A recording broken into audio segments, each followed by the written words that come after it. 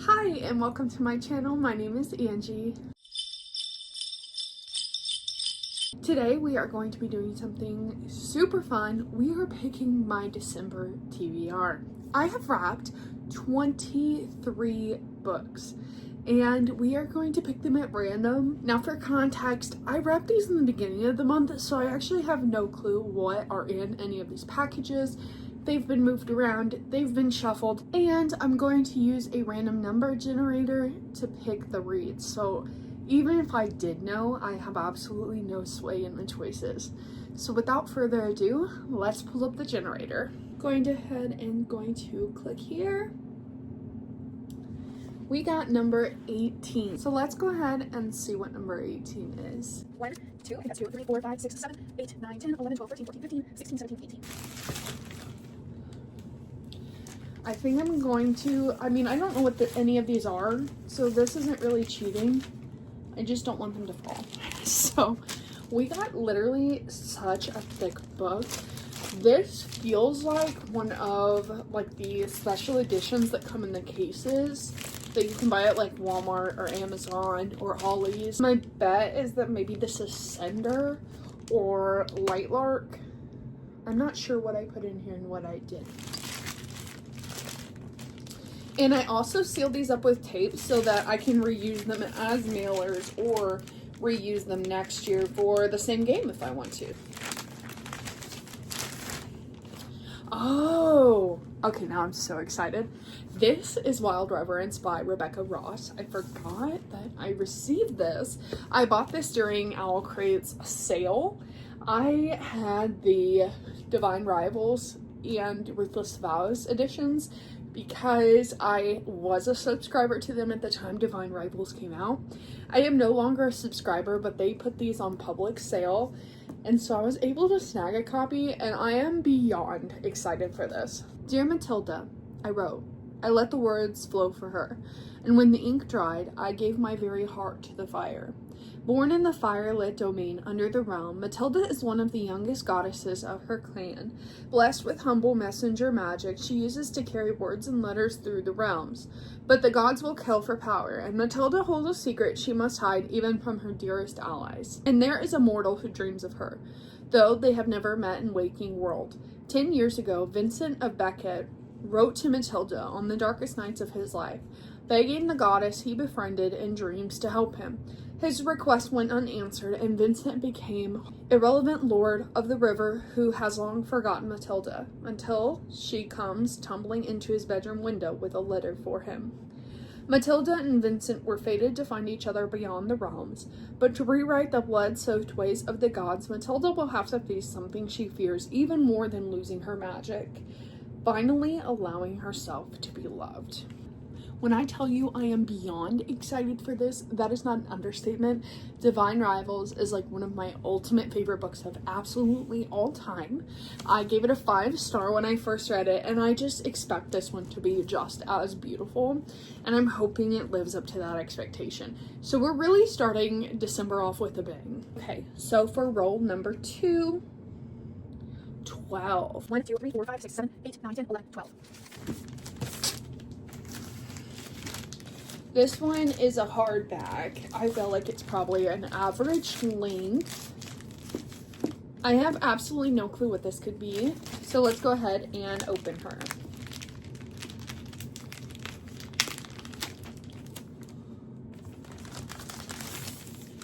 Oh, okay.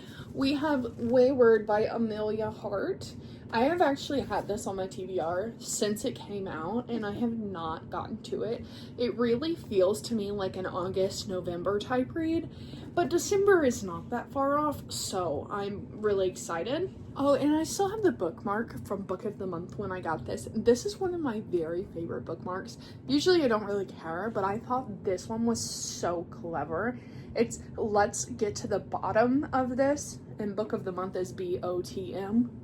So that's literally so cool. I am wayward and wild inside, 2019, under cover of darkness, Kate flees London for a ramshackle wayward cottage, inherited from a great-grand-aunt she barely remembers.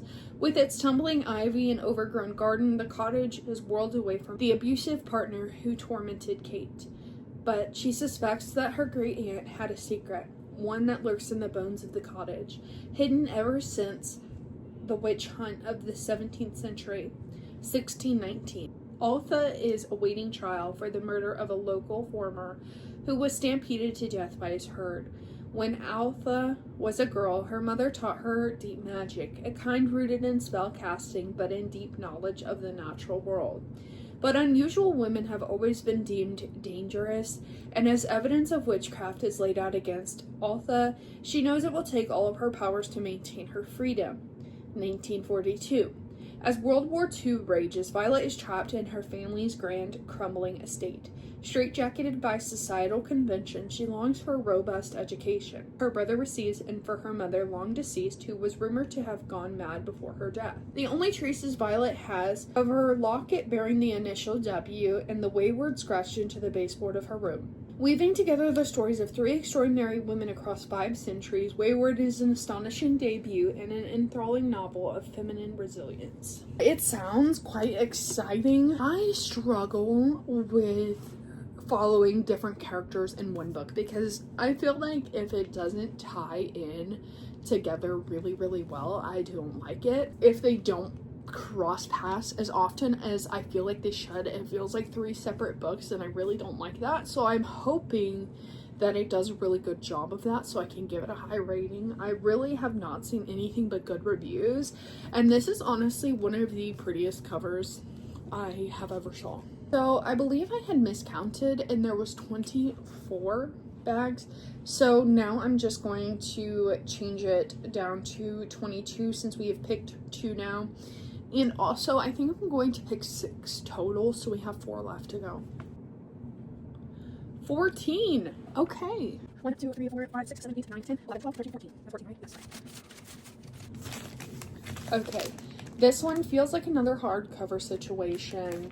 Also doesn't feel that big.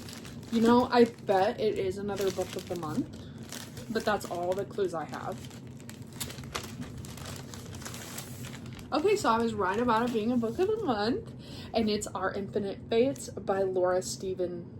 I am so excited, but I feel like there's so many mixed opinions on this one. Either people really love it or they really hate it. So this one follows Evelyn, who is fated to fall in love, and the problem with that is in every single lifetime the person she falls in love with kills her, and she doesn't remember why, only he does, and his name is Arden, but she really just wants to live in this timeline, and so she's doing what she can to save herself, and that's kind of really all the information that we have. And I'm so excited. Like, I want to read this one so bad, but I am so intimidated because of like all the reviews that we've heard, because it's either this is the best book of all time or this sucks, and I'm nervous because I really, really want to love it. 7. Okay, awesome. 1, 2, 3, 4, 5, 6, 7. Jeez, I guess we're getting all the hardcovers this month, which is crazy because I'm not the biggest person on hardcovers. If I can pick it up in paperback, I will. But I also am not opposed to hardcovers if there's either a good deal, it looks aesthetically pleasing, it's a special edition, or obviously they all come out in hardback first. So that's why I have so many. I wonder if this is another book of the month. No, it's not, but it is so beautiful. It is a special edition I got from Fairy Loot when it first came out. Again, I don't have a Fairy Loot subscription anymore. I haven't had a Fairy Loot subscription for at least a year, and so this has just been sitting on my shelves, and this so badly gives Night Court vibes to me. And the back says, "Curses are made to be broken." It's called The City of Stardust by Georgia Summers. There's a cost to survival. Violet Everly is just a matter of fine-tuning the price. For centuries, Everlys have seen their brightest and best disappear, taken as punishment for the crime that nobody remembers, for a purpose no one understands. Their tormentor is a woman named Penelope, who never ages, never grows sick, and never forgives a debt. 10 years ago, Violet Everly's mother left to break the curse and never returned. Now Violet must find her mother or she will take her place. Her hunt leads her to a seductive magical underworld of power-hungry scholars, fickle gods, and monsters bent on revenge. And in the path of Penelope's quiet assistant, Alexander, who knows she cannot be trusted and yet to whom she feels herself undeniably drawn. Tied to a very literal deadline, Violet will travel to the edge of the world to find her mother and the key to the city of Stardust where the Everly story begins. That sounds so good. Okay, this might be like one of the first stuff on December TBR because that is so good. We're definitely getting a fantasy heavy month. So now we're going to be picking book number 5. 12 again. Okay. 1, 2, 3, 4, 5, 6, 7, 8, 9, 10, 11, 12. Hey, I just popped that from here.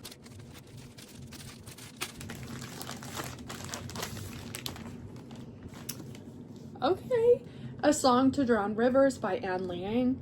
I picked this up because I see this creator. For some reason, her name isn't coming to me, but she talks so highly about this book. I just knew I had to get it. And I got it during the $5.99 book outlet sale. It was an overstock book from Target, as you can see by the sticker. So I got a stellar deal, especially for a book with sprayed edges. Look at this front cover. That is gorgeous. It's got a sword, and it says, "The mind destroys, the heart devours." Zaixi's beauty is seen as a blessing to the villagers of Yu, convinced that the best fate for a girl is to marry well and support her family. When Zaishi draws the attention of the famous young military advisor, Fan Li, he presents her with a rare opportunity to use her beauty as a weapon. One thing could topple the rival neighborhood kingdom of Wu, improve the lives of her people, and avenge her sister's murder. All she has to do is infiltrate the enemy palace as a spy, seduce the immortal king that weakens from within. Trained by Fan Li in everything from the classical instrument to concealing emotions, Zaishi hones her beauty into the perfect blade. But she knows Fan Li can see through every deception she has mastered, and that the attraction between them burning away any falsehoods. Once inside the enemy palace, Zaishi finds herself under the hungry gaze of the king's advisor, while the king himself shows her great affection. Despite his gentleness, a brutality lurks. Zaishi knows she can never let her guard down, but the higher Zaishi climbs into the Wu court, the furthest she and Fan Li have to fall. And if she is unmasked as a traitor, she will bring both kingdoms down. I can see why she said it was good. That really sounds so good. Okay. We're going straight fantasy this month because that makes number 5. We have one book left to pick and we haven't got anything other than fantasy. I'm not mad about it. It is my favorite genre, but it is a little bit nerve-wracking because I can't go for anything else. 19. Okay, we're getting a high number. 1, 2, 3, 4, 5, 6, 7, 8, 9, 10, 11, 12, 13, 14, 15, 16, 17, 18, 19. Trying not to let them fall. Okay, and this is a hardback too. Let's see.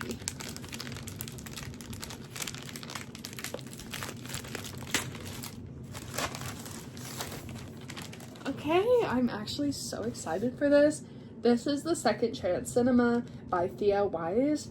This is a fantasy too, I believe, but it feels more like a lighter, more cozy fantasy, at least the vibes that I'm getting.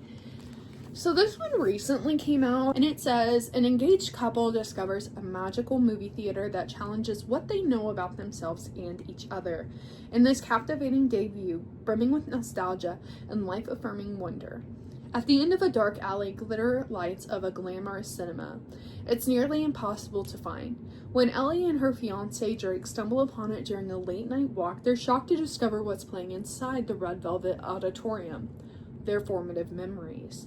Drake is nervous about what the cinema might reveal, but he eventually gives in when Ellie insists they return for more viewings. She's haunted by a night from her past she doesn't fully remember, and this could be her only opportunity to piece the story together. But as their memories projected on the screen inch closer to the present, they realize they're both keeping secrets from each other. With their wedding on the horizon, Ellie and Drake must decide if seeing their past challenges their plans for a future together.